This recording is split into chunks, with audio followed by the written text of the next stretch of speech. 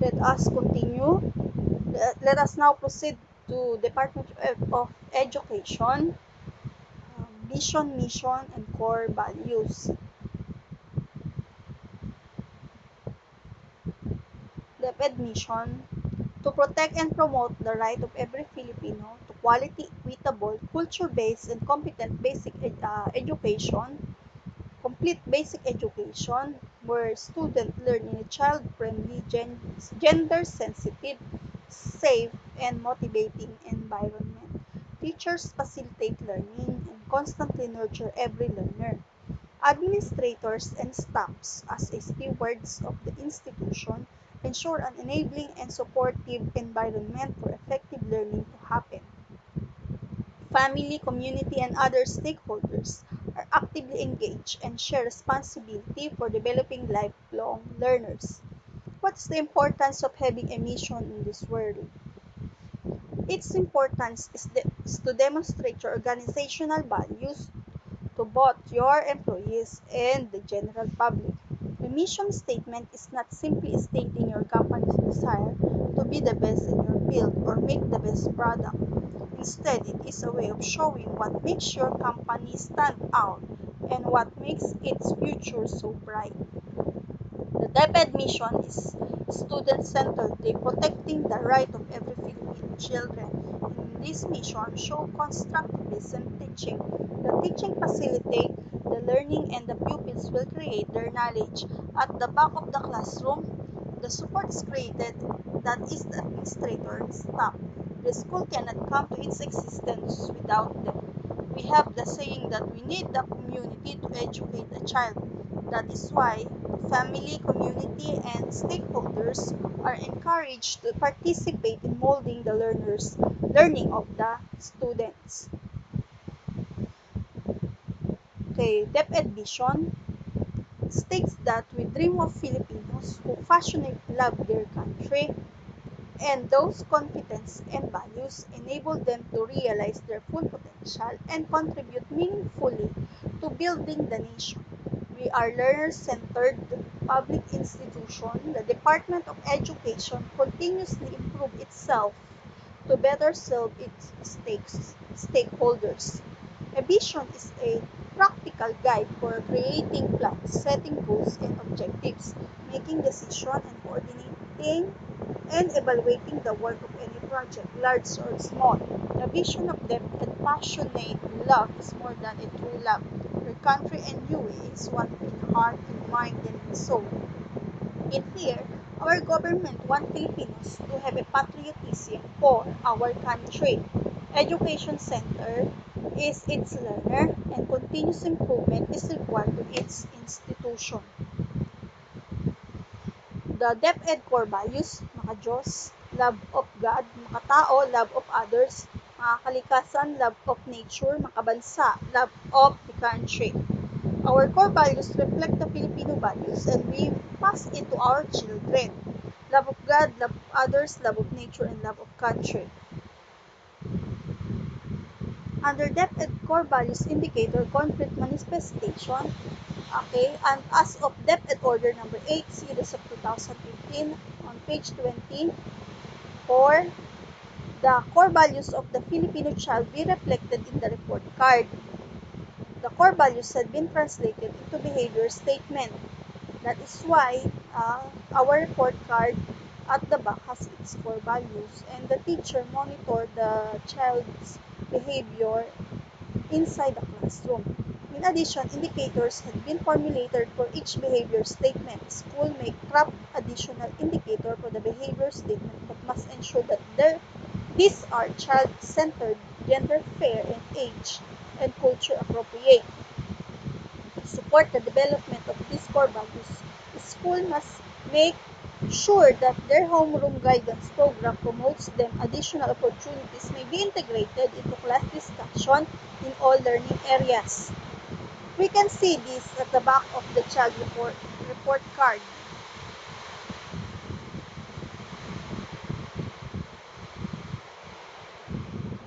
This is the example of report card of the learner. Observe.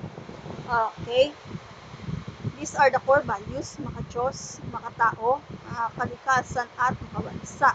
And it has behavioral statements. Okay? The teacher must observe to the learner, meaning ng AO, always observe, SO, sometimes observe. Okay? RO, rarely observe, and NO, not observe. These are the indicators that the teacher will put at the back of the heart of the child. Okay, DEPED goals. The DEPED goals is the K-12 curriculum. The theme is Challenge Leader, Embracing the Future, Braving the Changes. The DEPED K-12 curriculum is under the Republic Act 10533 and it is a law that must be abided by the citizen. This theme, Challenge Leader, Embracing the Future, Braving the Changes, is now in reality. Because of technology, our teaching and learning pace is very innovative and highly technologically dependent. We must embrace it and we must be a digital teacher and be a techno-savvy. We must not be afraid of fast changes around us, especially inside our classroom. Okay, let us have a reflection on the DepEd mission, vision, and core values. This article is from Jomar Dizon de la Cruz.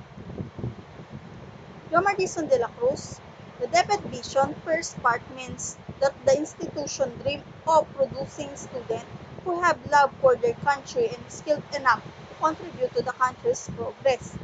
As teachers, we dream of students who are competent and prepared enough to face everyday life. This two first statement refers to a patriotic learner for his country, and a learner that can stand on his own feet can live in this world full of challenges. Okay, let us continue.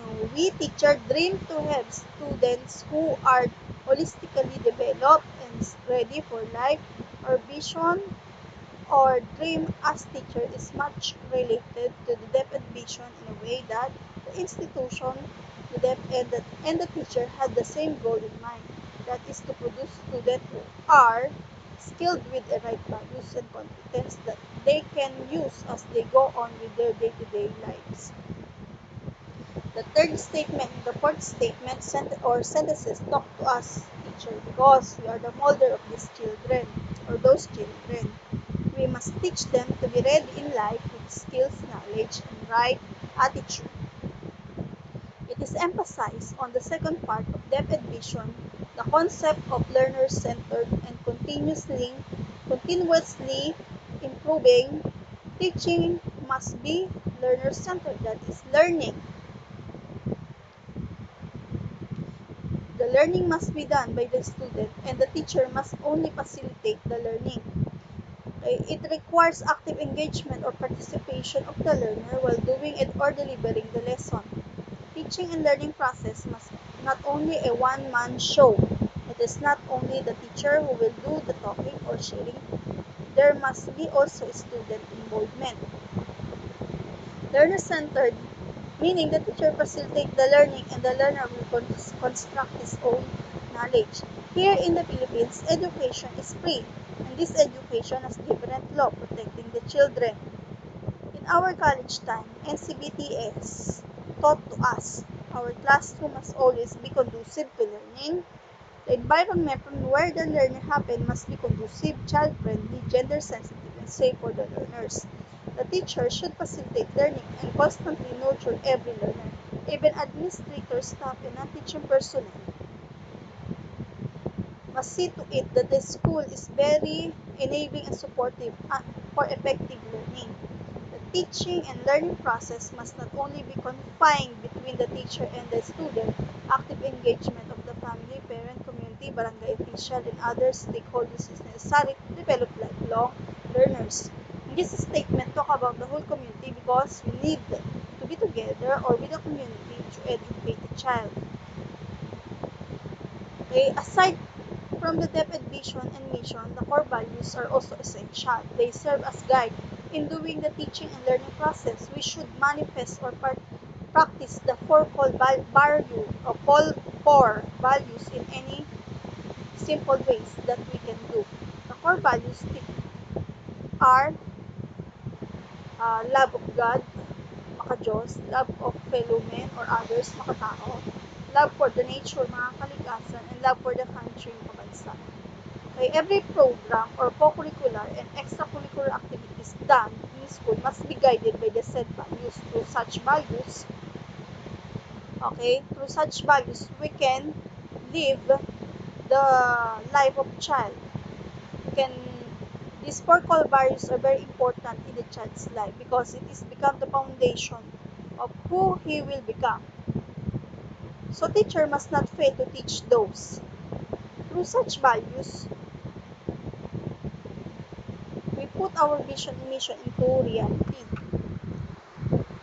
Make each day a meaningful one, inspire our students and be them, imbibe to them the necessary values and competence they need to involve themselves to what we call life. For our students, we may just be teachers. For us teachers, we consider our work as a passion, which is putting love, and our life is whatever we are doing. And the end saying goes that if you love what you are working or doing as if you are not really capable of getting tired, start loving we are doing. Start to love teaching. For us teacher to be successful in teaching, we must possess love. Start loving yourself for you to love others.